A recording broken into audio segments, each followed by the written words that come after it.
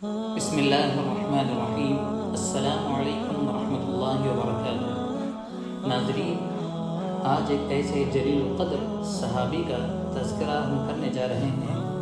مسلمانوں میں سے شاید ہی کوئی شخص ایسا ہوگا جن کی عظمت کا اعتراف نہ کرتا ہو۔ بے شک اللہ تعالیٰ نے مشرق و مغرب میں ان کے نام کو بلند کر دیا۔ اس جلیل القدر صحابی کا نام حضرت خالد بن زید تھا اور آپ بنو نجار قبیلے سے تعلق رکھتے تھے۔ آپ کی کنیت ابو ایوب تھی اور انصار مدینہ میں ہونے کی وجہ سے انہیں انصاری کہا جاتا تھا۔ مسلمانوں میں سے کون ہے جو حضرت ابو ایوب انصاری رضی اللہ عنہ کی عظمت کا معترف نہ ہو؟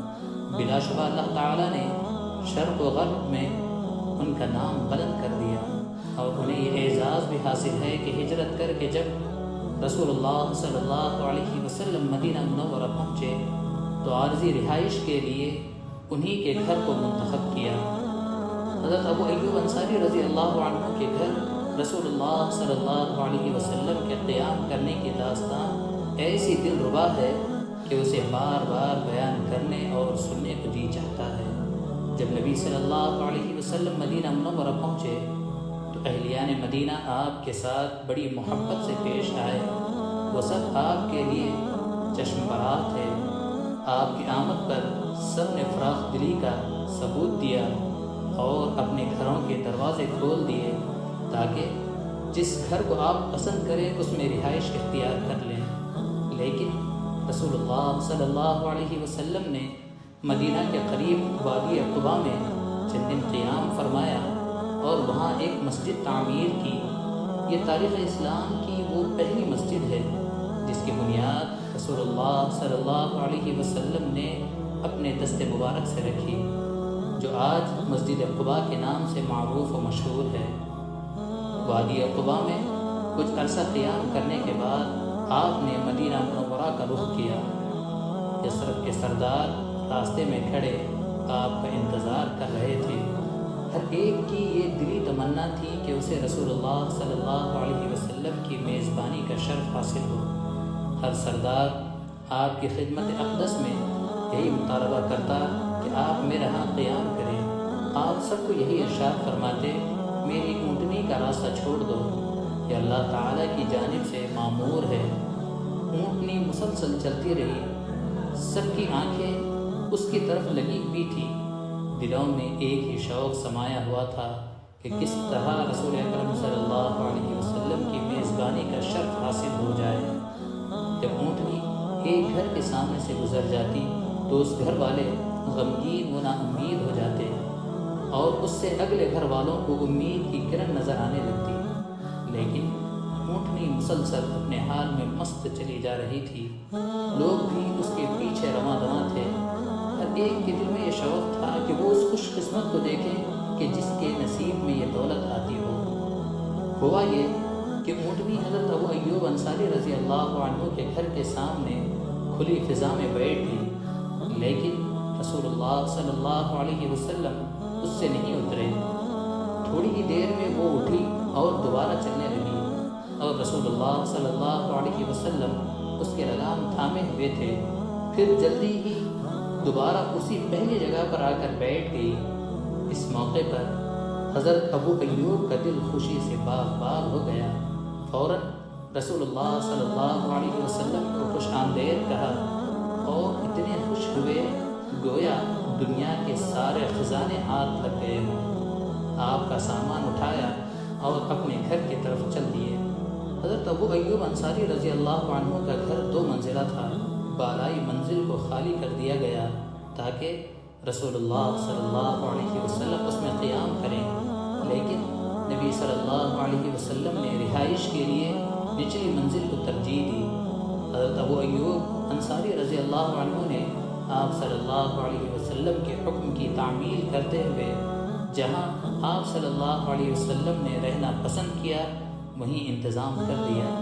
جب رات ہوئی رسول اللہ صلی اللہ علیہ وسلم بستر پر لیٹ گئے تو حضرت ابو ایوب انصاری رضی اللہ عنہ اور ان کی اہلیہ بالائی منزل پر چلے گئے، لیکن فوراً خیال آیا کہ افسوس ہم کیا کر بیٹھے، کیا ہمارے آقا رسول اللہ صلی اللہ علیہ وسلم نیچے آرام کریں گے اور ہم اوپر چلے پھریں گے؟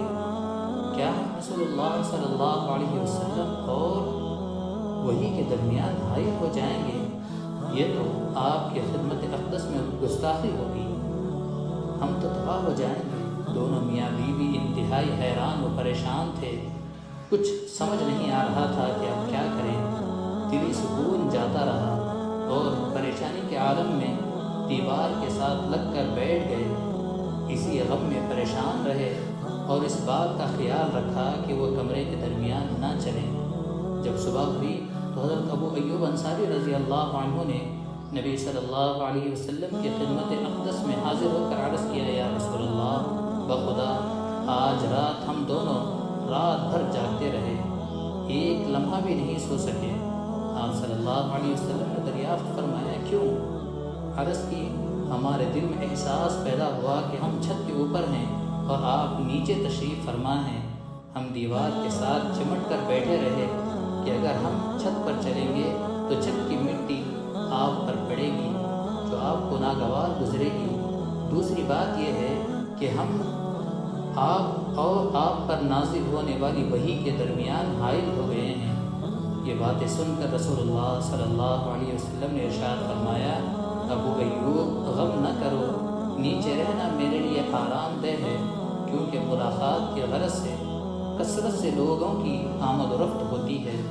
حضرت ابو ایوب رضی اللہ عنہ فرماتے ہیں، ہم نے رسول اللہ صلی اللہ علیہ وسلم کا حکم مان لیا، لیکن ایک رات ہمارا مٹکا ٹوٹ گیا اور پانی چھت پر بہہ گیا۔ میں اور میری بیوی جلدی جلدی لحاف سے خشک کرنے لگے، کہیں یہ پانی نیچے ٹپک کر رسول اللہ صلی اللہ علیہ وسلم تک نہ پہنچ جائے۔ جب صبح ہوئی تو میں رسول اللہ صلی اللہ علیہ وسلم کی خدمت اقدس میں حاضر ہوا۔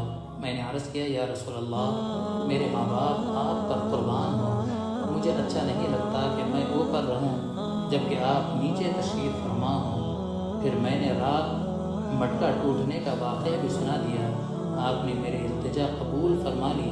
آپ بالائی منزل میں جلوہ افروز ہونے پر رضامند ہو گئے اور ہم نچلی منزل میں منتقل ہو گئے۔ نبی صلی اللہ علیہ وسلم تقریباً 7 ماہ تک حضرت ابو ایوب انصاری رضی اللہ عنہ کے گھر میں قیام پذیر رہے۔ اتنے میں اس خالی جگہ پر مسجد تعمیر ہو گئی جہاں آپ صلی اللہ علیہ وسلم کی اونٹنی بیٹھی تھی۔ رسول اللہ صلی اللہ علیہ وسلم ان حجروں میں منتقل ہو گئے جو آپ کی رہائش کے لیے تعمیر کیے گئے تھے۔ اس طرح آپ صلی اللہ علیہ وسلم نے بھی ان سے بے حد پیار کیا اور ہمیشہ ان کے گھر کو اپنا گھر جیسا سمجھا۔ حضرت عبداللہ بن عباس رضی اللہ عنہما بیان فرماتے ہیں کہ ایک دن حضرت ابو بکر صدیق رضی اللہ عنہ اپنے گھر سے مسجد کی طرف جا رہے تھے۔ دھوپ بہت تیز تھی۔ راستے میں حضرت عمر رضی اللہ عنہ سے ملاقات ہوئی تو انہوں نے آپ سے دریافت کیا، حضرت آپ اس وقت یہاں کیسے؟ فرمانے لگے، مجھے اس وقت بہت زیادہ بھوک لگی ہوئی ہے۔ حضرت عمر رضی اللہ عنہ نے بھی فرمایا، بخدا میں بھی اسی بھوک کی وجہ سے باہر نکل آیا ہوں۔ دونوں یہی باتیں کر رہے تھے کہ اتنے میں رسول اللہ صلی اللہ علیہ وسلم بھی ادھر آ نکلے۔ آپ نے دریافت فرمایا، آپ دونوں اس وقت یہاں کیسے کھڑے ہو؟ دونوں نے بیک زبان عرض کی، یا رسول اللہ، بھوک بہت زیادہ لگی ہوئی ہے۔ نبی صلی اللہ علیہ وسلم نے ارشاد فرمایا، اس اللہ کی قسم جس کے قبضے میں میری جان ہے، میں بھی بھوک کی وجہ سے گھر سے نکلا ہوں۔ پھر آپ نے فرمایا، میرے ساتھ آؤ، اور آپ صلی اللہ علیہ وسلم ان دونوں کو اپنے ہمراہ لے کر حضرت ابو ایوب انصاری رضی اللہ عنہ کے گھر روانہ ہو گئے۔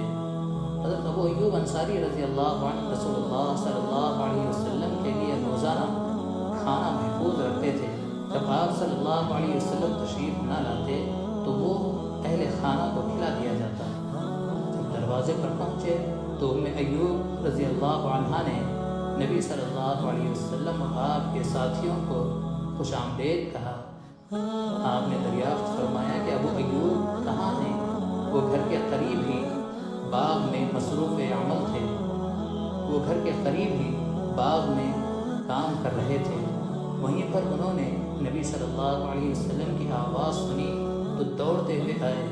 سب سے پہلے رسول اللہ صلی اللہ علیہ وسلم اور آپ کے ساتھیوں کو خوش آمدید کہا اور عرض کی، حضور خیر تو تھی، آج آپ اس وقت میرے غریب خانے پر تشریف نہ لائے جس وقت روزانہ تشریف لایا کرتے تھے۔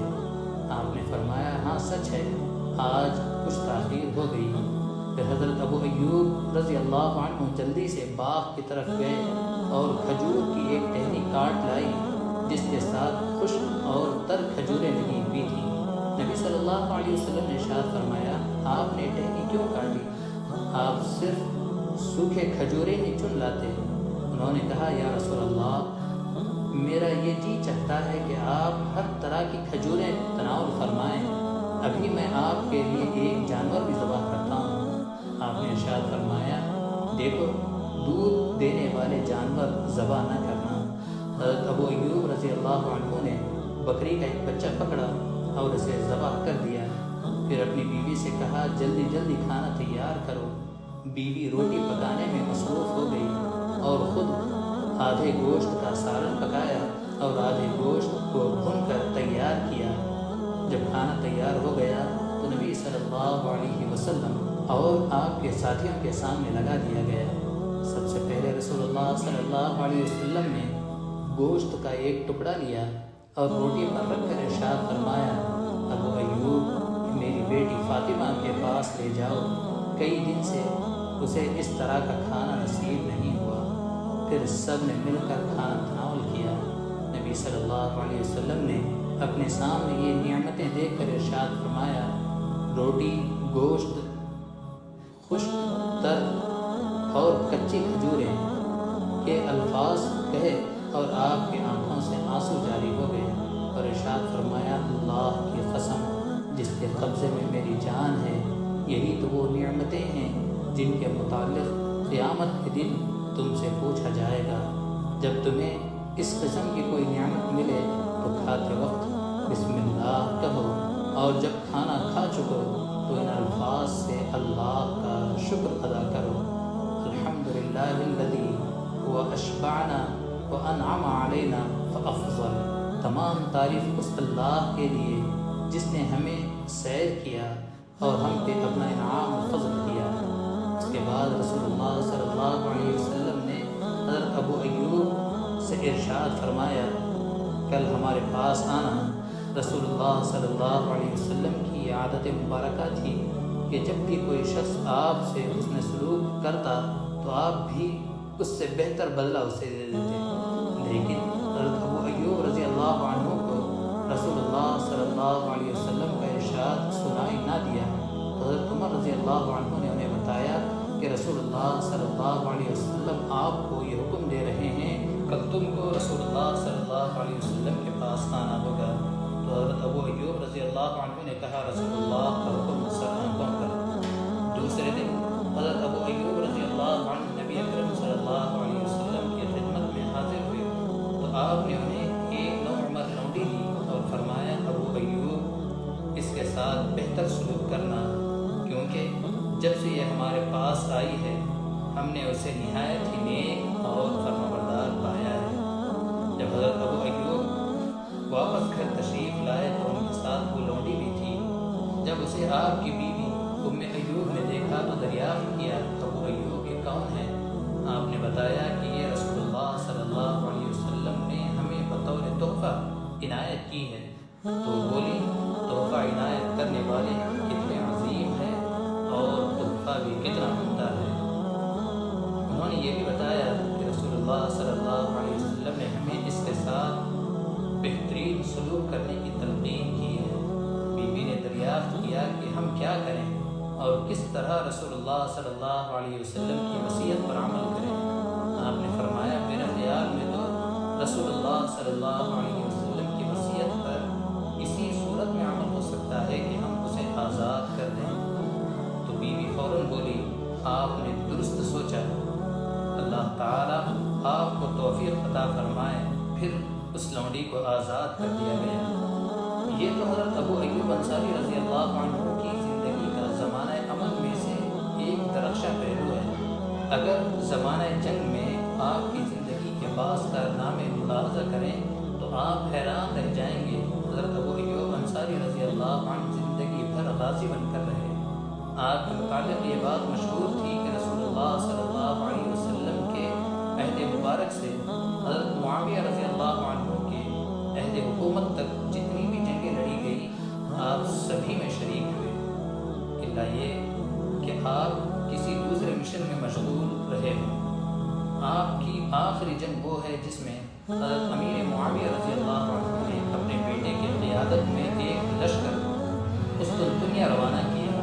تو اس وقت حضرت ابو ایوب انصاری رضی اللہ عنہ عمر رسیدہ تھے، لیکن اس کے باوجود آپ لشکر اسلام میں بخوشی شریک ہوئے اور اللہ کی راہ میں سمندر کی موجیں چیرتے ہوئے آگے بڑھتے گئے۔